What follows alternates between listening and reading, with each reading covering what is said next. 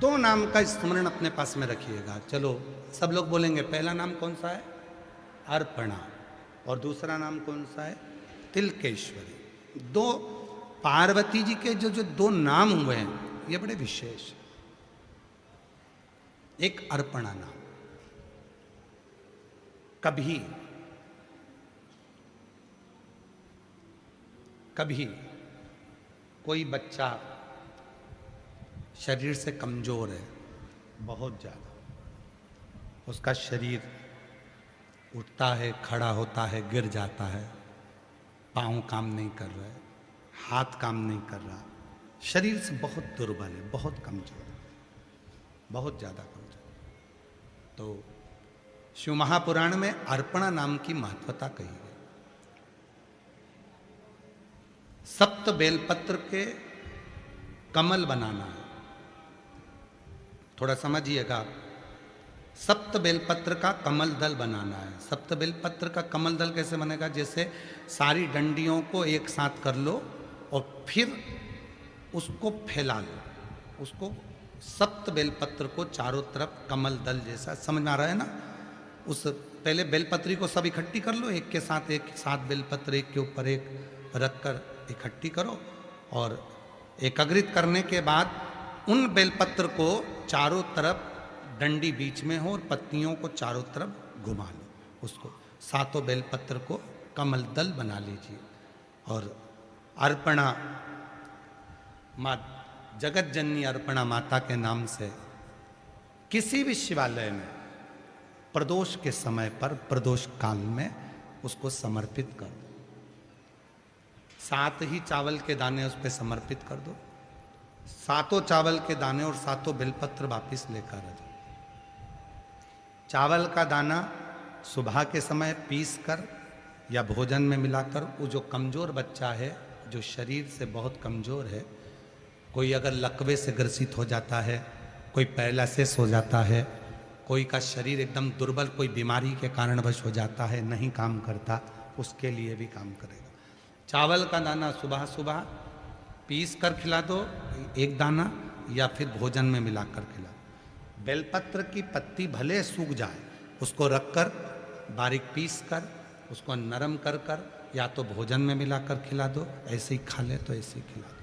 7 दिन का नियम पूरा पूरा करिए, आपको खुद मालूम पड़ेगा कि 9वें दिन से उसके शरीर में एक ऊर्जा आने लगेगी और वो धीरे धीरे अपने शरीर पर स्थिर होगा। अर्पणा।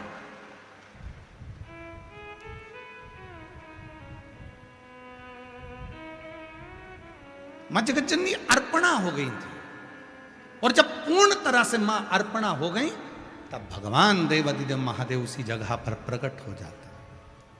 हाथ की अंजलि में मां अर्पणा के 7 बेलपत्र हाथ में रह जाती है, और मां पार्वती की सहेली गजमुखी के पास में धान का पात्र रह जाता है। गजमुखी के पास में धान का पात्र है। पार्वती जी की सहेली थी गजमुखी, शरीर नारी का था, चेहरा हाथी का था, गजमुखी थी।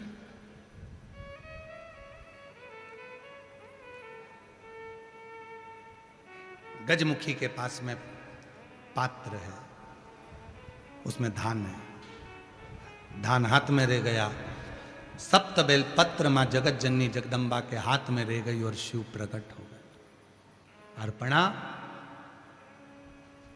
क्या चाहती हो? आपके लिए ये शरीर ऐसा हो गया, इस शरीर को शुद्ध कर दीजिए। शिव जी ने तुरंत मां जगत जननी को दर्शन देकर, और जो शरीर पूर्ण कमजोर था, दुर्बल था, काला था, शरीर बहुत बहुत हड्डी का ढांचा हो गया था, मेरे शंकर भगवान ने दर्शन देकर, स्पर्श कर कर अर्पणा को फिर वापिस स्वस्थ कर दिया। तो अर्पणा जी के लिए पुष्प चाहिए, देवी जी के लिए गजरा चाहिए, देवी जी के लिए भोग चाहिए, देवी जी के लिए सीरा चाहिए, पूड़ी चाहिए, हलवा चाहिए, माता रानी के लिए ये चाहिए, वो चाहिए। पर याद रखना, शिव महापुराण की कथा कहती है, जिस लड़का लड़की की शादी ना हो 25-30 साल के हो गए, 32 साल के हो गए, 40 साल के हो गए तो भी विवाह नहीं हो रहा, उसको एक नियम बना लेना चाहिए। नीम के पेड़ के नीचे घर में से 1 लोटा जल भरकर नीम के पेड़ में चढ़ाना प्रारंभ कर दो। जो कुल की देवी होती है वो स्वयं माद्य शक्ति शीतलता धारण कर कर उसका मंगल विवाह कराई देती है। यहाँ तो ठीक है, अपन लोग इधर राजस्थान और मध्य प्रदेश और उत्तर प्रदेश और अपन सब इस बात, एक मस्तक, मीठी वाणी, दिल, हृदय, ये तो है ना, दे दो माँ को, दे दो शिव को, प्रयास करना। आज फिर कह रहे हैं, जो पहले कहा था आज फिर कह कर जा रहे हैं। शरीर के अंदर बच्चादानी में कोई पुरुष कोई नारी के शरीर के अंदर कितनी भी गांठ हो जाए, डॉक्टर का इलाज करवाना चालू करो और 1 लोटा जल ले जाकर, जो ध्यान देना, 1 लोटा जल ले जाकर जो शिवलिंग है, और शिवलिंग की जो जलाधारी है, ये जो गोल जलाधारी है, चौकोर जलाधारी है, षडाकर जलाधारी है, जो भी जलाधारी शिवजी के शिवलिंग की जो जलाधारी है, अगर तिलकेश्वरी माता का नाम लेकर, फिर से बोलो कौन सी माता? तिलकेश्वरी। डॉक्टर ने कह दिया कि चेस्ट में गठाने, डॉक्टर ने कह दिया बच्चादानी में गठाने, डॉक्टर ने कह दिया शरीर में गठाने, कोई पुरुष कोई स्त्री के पूरे शरीर में कहीं पर भी गठाने, तिलकेश्वरी माता के नाम से इस जलाधारी पर यदि हम शीतल जल माँ जगतजननी जगदम्बा को तिलकेश्वर महादेव और तिलकेश्वरी महादेवी के नाम से जब चढ़ाना प्रारंभ करते हैं और उसी जल को सेवन करते हैं और वो गठान वाली जगह पर लगाना प्रारंभ करते हैं, 20 से 22 दिन लगेंगे, धीरे धीरे वो गठान गलते गलते गलते गलते शून्य पर आ जाए। 2 देवता का नाम स्मरण करिएगा, कौन कौन से? तिलकेश्वर महादेव और तिलकेश्वर महादेव, तिलकेश्वरी माता और तिलकेश्वर।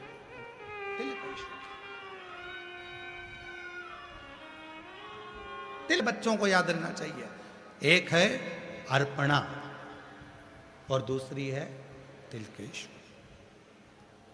शरीर में कहीं गांठ हो गया, तिलकेश्वर। गठिया हो गया, थायराइड हो गया, सोराइसिस हो गया, महाराज केवल ये जो स्थान है, फिर ध्यान देना, पूर्ण जल नहीं चढ़ेगा, नहीं तो आप लोग पूर्ण जल की बात करें। आपको जो जल चढ़ाना है गठान के लिए भी, वो केवल जो ये आधा बिंदु है, चंद्र, आधा चंद्र जो माता का हस्त कमल है, जल को यहाँ नहीं लेके जाना है आपको, कलश को केवल इसी स्थान पर आपको घुमाना है। जब लोटा घुमाएंगे तो यहीं जल चढ़ाएंगे, इसी स्थान पर, केवल जलाधारी वाले। दिख तो रहा है ना सबको? जम के तो बोलो। एक शिवलिंग रखा है पीछे, लाओ जरा शिवलिंग लाओ, हाँ लाओ जरा।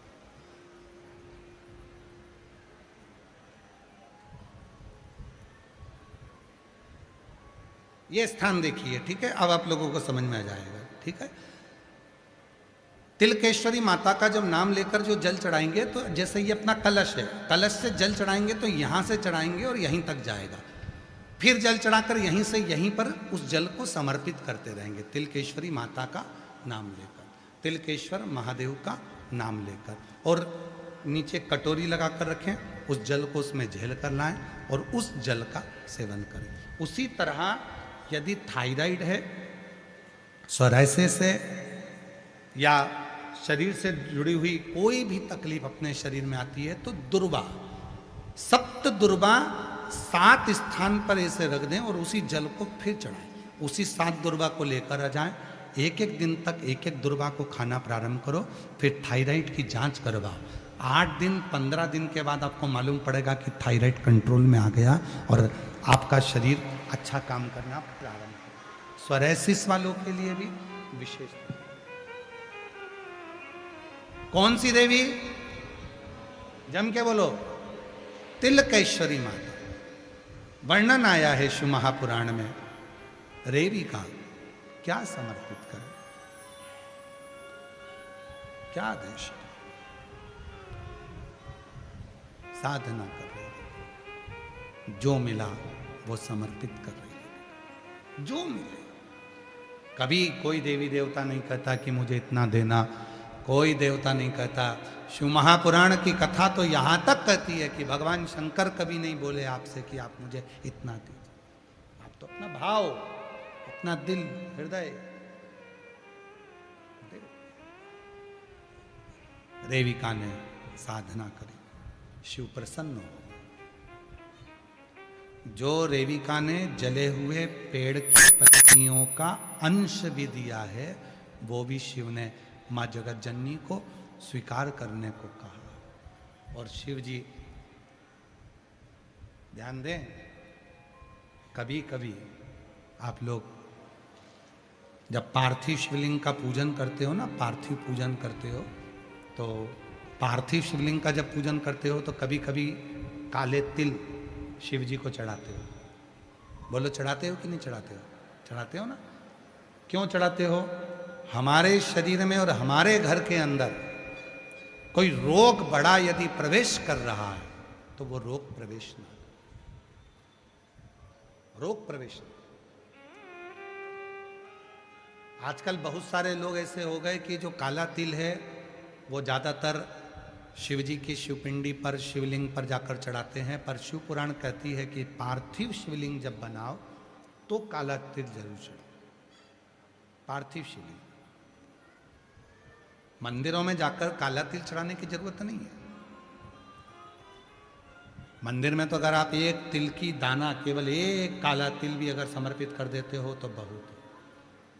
एक चावल का दाना भी समर्पित कर देते हो तो बहुत है। पर जब पार्थिव पूजन कर रहे हो, पार्थिव शिवलिंग का निर्माण कर रहे हो, किसी रोग के लिए, बीमारी के लिए, कोई दुख के लिए, कोई तकलीफ के लिए, तो उसको, हमारे जैसे शरीर में तिल की महत्वता होती है ना, सबके शरीर में तिल है। स्वयं भगवान देवादिदेव महादेव ने भी माता पार्वती को तिलकेश्वरी कहा है, क्योंकि उनके शरीर पर तिल का स्मरण करा। जो काली, जो पत्तियां जल गई थी, वो जली हुई पत्ती जो चढ़ाई गई, रेविका ने जो चढ़ाई, उसके कारण पार्वती को तिलकेश्वरी कहा गया। और कितना महत्व है तिल का।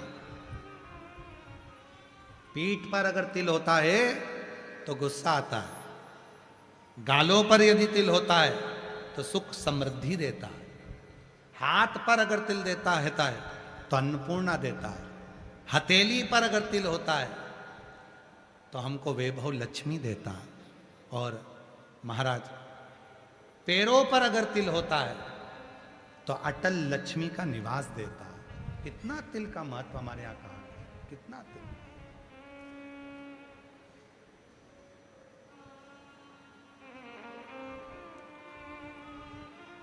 मस्तिष्क पर, ये कान से लेकर नासिका के ऊपर के भाग में कहीं पर भी यदि तिल होता है तो उस व्यक्ति को बहुत सहन करना पड़ता है, बहुत कुछ, अच्छी और बुरी बातें दोनों सहना पड़े, बहुत कुछ सहना पड़े।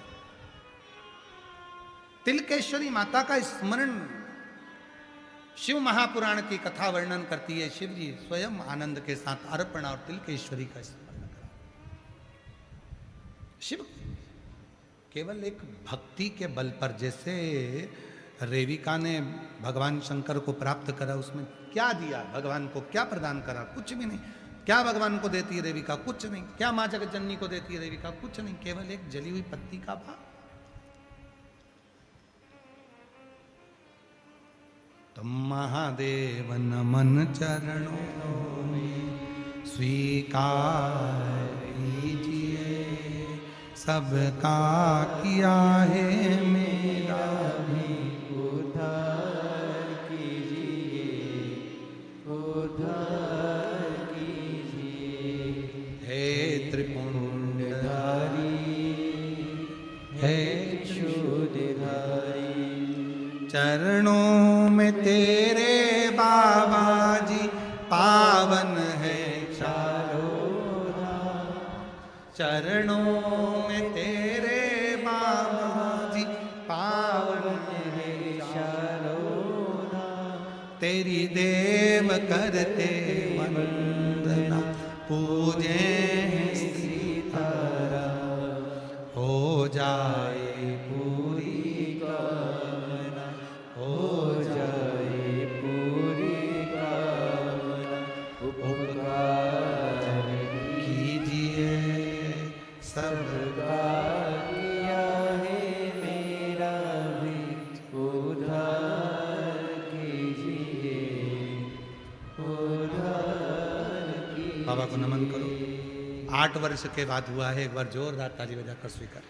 प्रणाम करो बाबा को। नमन।